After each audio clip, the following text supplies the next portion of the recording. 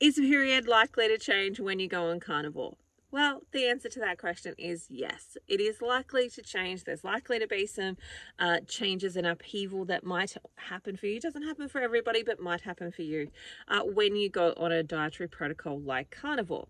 Hi, my name is Christina Mathewson. I'm a naturopath, herbalist, life coach, and carnivore, and this is where I share about health and carnivore-related topics. So the answer to that question is definitely a yes. And I'm going to say it's not just carnivore that's going to do that. Anytime you go on a dietary protocol where you are, say, cleaning up your diet and you are making some significant changes, the likelihood is that it's going to affect your reproductive system, and that means your cycle. So, for example, I work a lot with GAPS as well, which is the Gut and Psychology Syndrome Dietary Protocol. And I will generally say to women that expect that your period is going to be a little bit up and down for the first 3 months. It should then ideally start to rebalance if we're doing all the right things, but it may take a little bit longer depending on where you're coming from. So, for example, if you've got a history of hormonal displacement and period issues, then it's going to take longer than, say, somebody who hasn't really had any issues with their period and then starts to make some changes. It's going to take a little bit longer for those people who have had longer term issues. So with that in mind, I want to say that for me, when I look at a reproductive issue, so let's say it's PCOS or it's endometriosis or it's fibroids or any of those types of things, what I'm first coming back to is the liver. Now, the reason I come back to the liver is that while the period and the reproductive cycle is a function of reproduction, it also has an accessory function, and it is kind of an emergency function. Like we definitely don't want to do this all of the time, and our body, it's not its first option, but when it is doing it, it is telling me that it's running out of other options. So that is detoxification. That accessory use that the period gets used for is detoxification. Now, we live in a world that is far more toxic than it's ever been before. Now, there are periods of time and there are particular situations that are highly toxic, but I mean from a general everyday perspective. Our general everyday life is far more toxic than it has ever been in any other time in history. In the sense that we have, cars that are polluting the air around us, that we have off-gassing from brand new furniture and glues and epoxies, and we have stuff in our food, in our water, like our body care. So if we were using makeup, if we're dyeing our hair, if we're putting on moisturizer, there's lots and lots of chemicals in those things, even to the point that they've started to study the amniotic fluid in babies, which has, I cannot remember off the top of my head, but a ton more chemicals are now found in the amniotic fluid of babies than were ever there before. And so the same is true in the sense that we're being exposed to a lot more toxins than we've ever been exposed to before. And that then means that our body, our liver, has to deal with those toxins. Now, the liver has only so much capacity. Think about it like a cup. There's only so much that it can do in a day that it can actually process. Now, when it can't process all the things in a day, it's got to ship out some of those jobs. And so generally speaking, I would say we have a number of detox accessory organs, and it's going to ship out those jobs to those particular organs. Now, everybody has their own sort of genetic weaknesses. So some families are more weak in their lungs, some families are more weak in their skin, some families are more weak in their reproductive system. Everyone's kind of got their areas. We all have them. It's just part of life, right? But they're all slightly different. So that means it's going to manifest in a slightly different way for you. So for example, the skin is an accessory detox organ. Its job mostly is to keep your innards in and the outwards out and provide some immune defense mechanisms for keeping you safe and so on. But it can also do some detoxification processes where it's going to excrete those toxins through the skin and via sweat. So sometimes the liver is super busy and it's like, yo, skin, can you like take care of some of this? Because like I am flat chat. And the skin goes, yeah, sure, bro, send it over. And the skin takes care of it. It sweats it out and it's gotten rid of some of those toxins for the body overall. Now, the body can do that, but it's not meant to do that as its primary function. The skin is not meant to do that as its primary function. And so when it's being asked to do that repeatedly, it's likely to cause some issues and some breakdown of the skin. So what we might start to see is things like eczema develop. We might then see it move to an autoimmune component where we've got psoriasis that's developed. There are a whole bunch of different skin issues that are coming from this liver being overworked and sending toxins over to the skin to deal with. The same happens when it comes to the lungs, because the lungs are also an accessory detox organ. Now, their primary function, of course, is to bring oxygen in, release CO2. And so one of the ways that the liver gets rid of toxins is it converts it to CO2, pushes it out the lungs, and then the lungs have suddenly got more CO2 to deal with than it did previously. And over time, that can create some issues like asthma, shortness of breath, and so on. And so again, the accessory organs are helping out, but they're only meant to help out. They're not meant to take over the role or the job, and they're not meant to do it on a long-term basis. They're meant to do it in an emergency state. Yet we live in a place where we've got, again, so many more toxins that our liver is living in an emergency state. And so it's asking the accessory organs to do more work on a more frequent basis to help it out because it is so overwhelmed. Now, one of those accessory organs is the uterus and the blood cycle. Now, if you think back to medieval times, there was a period of time where they used to do what was called bloodletting. And the bloodletting sometimes killed people, but sometimes actually helped them get better. Now, what they didn't really understand at that time is why those people got better. Now, they thought in their thinking at that point in time that it was because they let out the evil spirits, that the bloodletting process opened the veins and allowed the evil spirits to come out. That's what they believed was the case at that point in time. What we do now know, however, is that when they were doing that process, they were releasing a heap of toxins. They were allowing the body to get rid of a heap of toxins really quickly. And as long as they didn't get rid of more blood than was necessary, the patient would actually generally get better and improve. And that is because they let go of a lot of those toxins. Now, our body is super wise and it knows this process. And so one of the mechanisms that it will use as a get out of free jail card is the period. And it will accumulate toxins within the building up of the lining of the uterus. And so there are a couple of things there. One of which is what it does is it doesn't really want you to get pregnant. So that is when we might find that there's some hormonal issues that are taking place in regards to polycystic ovarian syndrome, where we're blocking the release of the eggs. And that can be one of the many mechanisms that's working there. It doesn't really want you to get pregnant because that blood is full of toxins. It wants to get rid of those toxins as quickly as possible to make you a little bit lighter, a little bit healthier, a little bit easier to breathe with more space and more room for all of the other stuff that's continuously coming in. Now, remember, the body's trying to do these on short-term basis. It's trying to do it as a once-off. It's trying to do it as maybe a twice-off, but it really doesn't want to be doing it long-term. However, when we don't give it any other choice, then it kind of has to, because its ultimate goal is that you live and that you don't die. And so we'll do whatever it takes to try and keep you alive, even if that means sacrificing some of our integrity, whether it be our skin, our lungs, our reproductive system, etc., etc. It will sacrifice some of our integrity in order to keep us alive, in hopes that your life is going to change, that you'll be in a different environment, that you'll suddenly remove all of those toxins and it won't need to use that pathway anymore.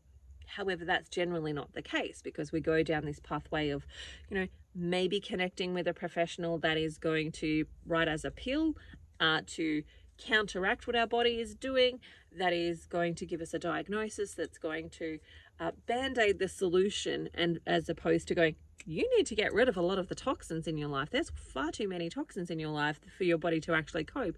And this is it telling us that there's more toxins in it than it can cope with. And so imagine it's filling up that uterus with blood that has got a lot of toxins in it. It's going to cause some issues, especially over time. So for example, your period, or that lining of the uterus, can take, about 3 weeks to kind of build up. And then it flushes it out. So over those 3 weeks, you can be experiencing toxins that are on the lining of the uterus. That's where we're going to start to have some irritations, and long-term irritations are going to turn into things like scarring inside the uterine wall. And that's why we might be starting to see the development of things like endometriosis. And so that's building up over 3 weeks, and then there's this release, and it wants to get out as much as it possibly can. So it might have overpacked that lining. So instead of it just being a normal size lining, it's overpacked it by putting in a lot more blood, which then means you're losing a lot. It looks profuse, it's coming out in blood clots. It's really not so fabulous. The other part of that is it's going to interact with your hormones, because remember, it doesn't really want you to get pregnant while it's doing this. So that interaction with the hormones is going to change the uterus's ability to cramp properly and to squeeze out and to clamp down as successfully as it should do. So that might be where you experience more pain, or you might have more blood simply because it's not closing the vessels quick enough and tight enough, and it's not cramping down enough, or it's overdoing that, and so therefore you're getting a lot more pain than what you should be experiencing. Because a normal healthy period should be heavy on the first couple of days, start to peter out by day 3, and day 4, day 5 really light, and we're just then starting to see old blood come through. You shouldn't actually experience that much pain. It should be some discomfort. Yes, something's definitely going on. It should be discomfort, not I cannot get out of bed, I need to sit here, I can't move, I need to take pain medication, etc. That's not a normal period. That is where your body is needing to overcompensate with using that as a pathway for detoxification. If it is more than that, it's overcompensating. It might just be a little, or it might just be a lot, but it's coming back to that. So then when we start something like Carnivore, what happens is that we've suddenly removed a crap ton of toxins. We've removed a whole heap of toxins from our diet. You're removing sugar, grains, all of those things that are going to be really toxic, along with the plants, etc., that are going to be toxic for you. So your body doesn't have to do quite so much, but it's got a lot of stored stuff that it needs to work its way out. And so that process could mean that the first couple of periods are really heavy, that they come sooner, that they are stretched out a little bit longer, that there can be some imbalances there that take place for those first couple of periods. Generally, for most women who don't have ongoing period issues, then that's likely going to be cleared up by about month 3. By month 3, their cycle is like, whew, this was a nice one. This was good. I'm happy to have this one. And so it becomes a lot better by about period 3. However, if you are one of those long-term people that have had endometriosis, fibroids, PCOS, then that can take a lot longer to actually rebalance, because your body has had to use that as a significant detox pathway for a really long time. And it's likely to have a lot more built up toxins within its fat cells that it needs to process out. So it can take time. It can also take time for those hormones to rebalance again, because again, remember, when you're releasing toxins through that pathway, it doesn't really want you to get pregnant. It doesn't really want a baby to be growing in that environment.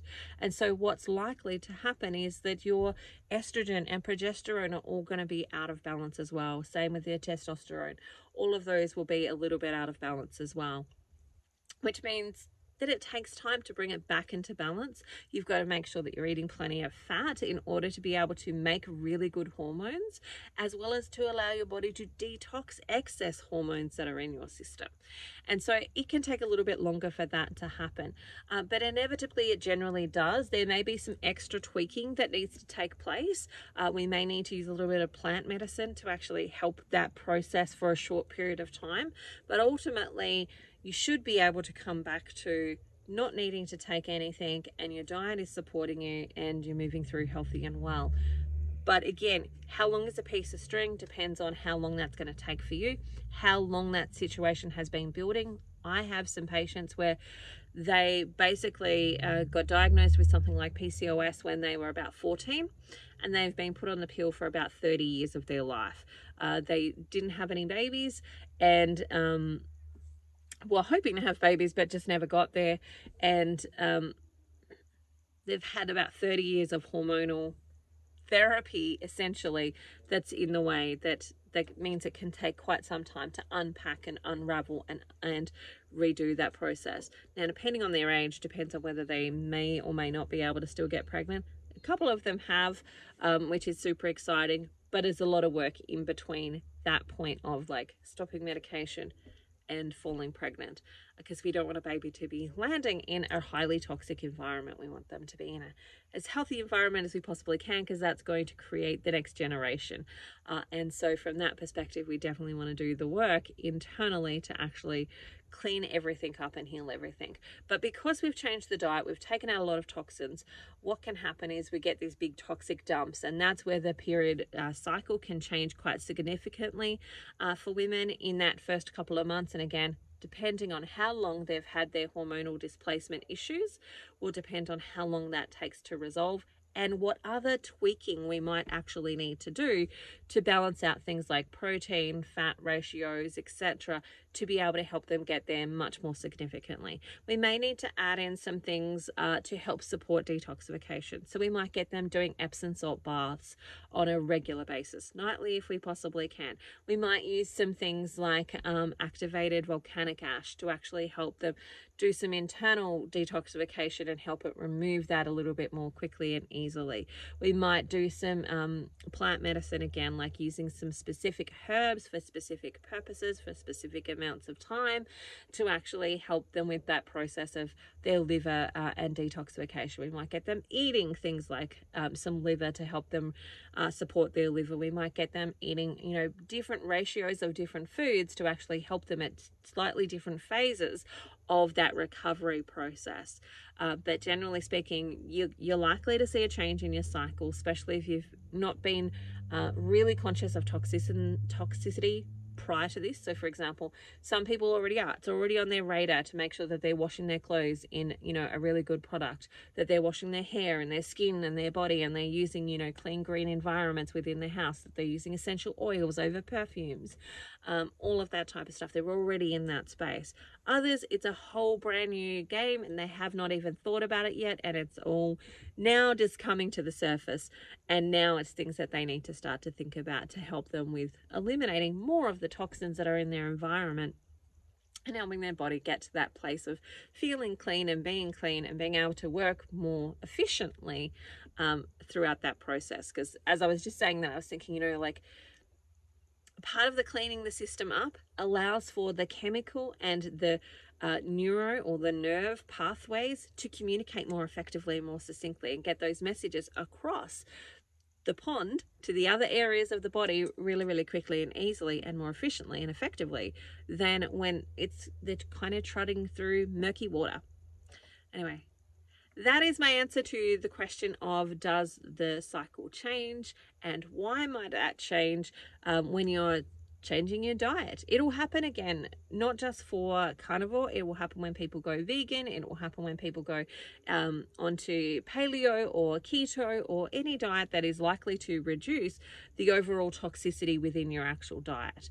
And carnivore just happens to be one of those ones that does that as well. But the likelihood is that it will return and that it will come back healthier and happier. If it's not, or if you've had longer term health issues in your reproductive system, you may need to seek some help and get some extra support in that area. And if you want that support, you're more than welcome to reach out. I'll put my link below. But also remember, like and subscribe. And if you have any other questions that you would like me to answer, pop them below. I really like doing these ones. So I will talk to you again soon. Bye for now. Have an amazing day. See you later.